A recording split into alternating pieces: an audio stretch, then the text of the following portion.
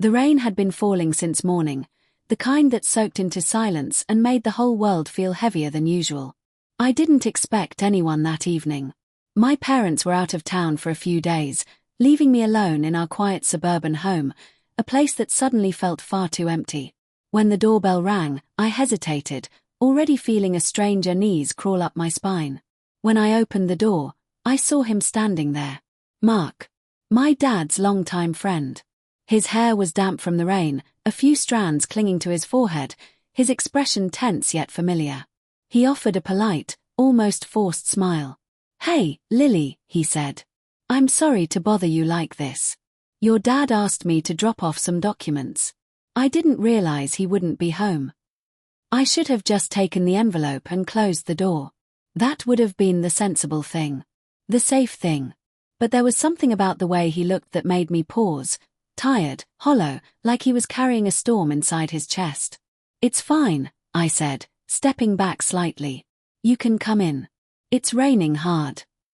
That was the moment everything began to change. Inside, the house felt different with him there. His presence carried a weight I'd never noticed before. I offered him coffee, and he nodded silently, seating himself on the couch like someone who belonged there yet somehow didn't. The space between us felt crowded with unspoken thoughts.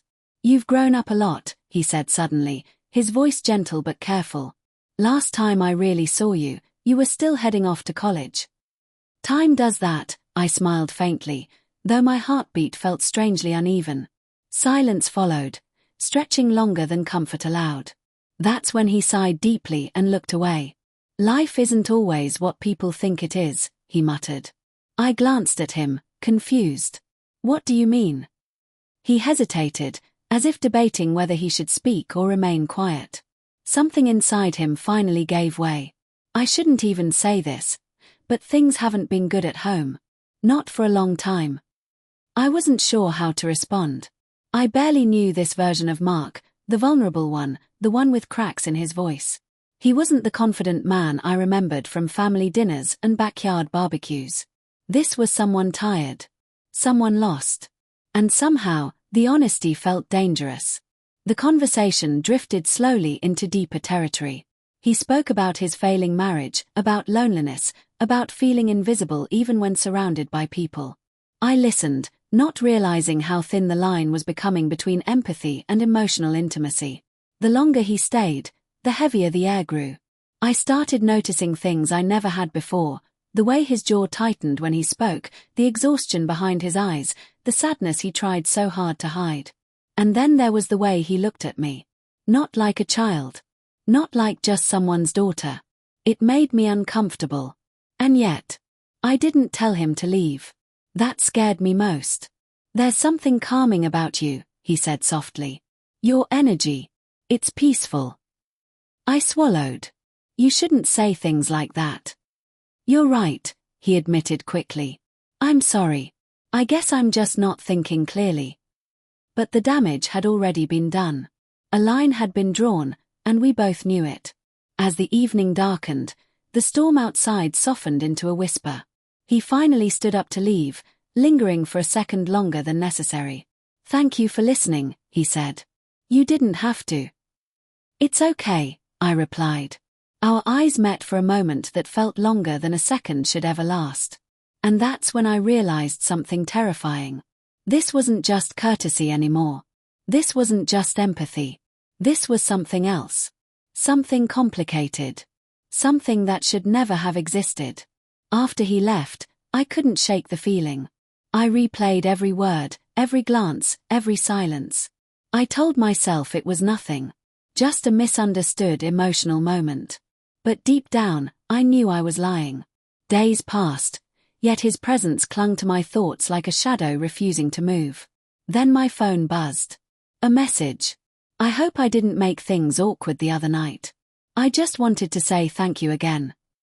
I stared at the screen for a long moment. And then, I replied. That single response opened a door that should have remained locked forever. Our conversations became frequent. Too frequent. Friendly at first, then personal, then emotional. We spoke about dreams, regrets, the emptiness both of us carried silently. It felt like two broken souls finding comfort in the wrong place at the wrong time. Deep inside, I knew it was dangerous. But my heart didn't care. The real shock came the night he confessed something I never expected. "There's someone else involved in this mess," he wrote. "And I hate myself for it." My stomach tightened. "What do you mean?" "I've already made mistakes that I can't undo. And now I'm afraid I'm making another one with you." The words hit me like ice. That's when I finally understood. This wasn't just emotional confusion. It was infidelity. It was betrayal. It was chaos disguised as comfort. And the worst part, some part of me still cared. The moment I read his words, my entire body went cold. "I've already made mistakes that I can't undo." I stared at the message, my thumb hovering above the screen, unsure whether to respond or pretend it never existed. My mind raced through 1,000 warnings, 1,000 reasons to walk away, but my heart, reckless and confused, wanted answers. "What kind of mistakes, Mark?" I finally typed. "You're scaring me." The reply came slower this time. "My wife doesn't know everything. I've been emotionally distant for years, and I've done things I regret. I never meant for you to become part of that mess. You deserve better than my chaos." My chest tightened. I felt like I was standing at the edge of a cliff, staring down at something I knew would destroy me if I stepped any closer. "Then why are you still texting me?" I asked. A long pause followed. "Because you feel like the only honest thing left in my life." Those words felt like a betrayal and a confession wrapped into one. I should have blocked him. I should have ended it right there. But instead, I allowed the conversation to continue, drawn in by the emotional gravity between us, like a moth to a flame it knew would burn. Days turned into weeks, and the line between wrong and comfort became disturbingly blurred. We never crossed physical boundaries, but emotionally, the connection was dangerously deep. Too deep. Every message carried weight. Every late-night conversation felt like stolen time. And every time I tried to pull away, he apologized, promising distance, promising clarity, yet somehow always returning. Until the night everything finally collapsed. It was past midnight when my phone rang. His name lit up the screen. I hesitated, but answered. "Lily." His voice sounded different, fractured, trembling. "What's wrong?" "She knows," he said quietly. My breath caught. "Who knows?" "My wife. She read the messages." The silence that followed felt deafening. "What?" I whispered. "Mark, I told you this needed to stop."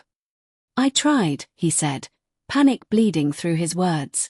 "I tried to end it, but I couldn't fully let go. Now I've destroyed everything." I felt sick.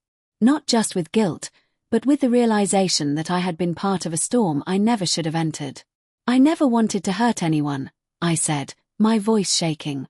"This is not who I am." "Neither am I anymore," he replied bitterly. The consequences came fast. My dad found out. The look in his eyes that day will haunt me for the rest of my life. Disappointment, shock, heartbreak, confusion. I had never felt so small, so ashamed, so lost.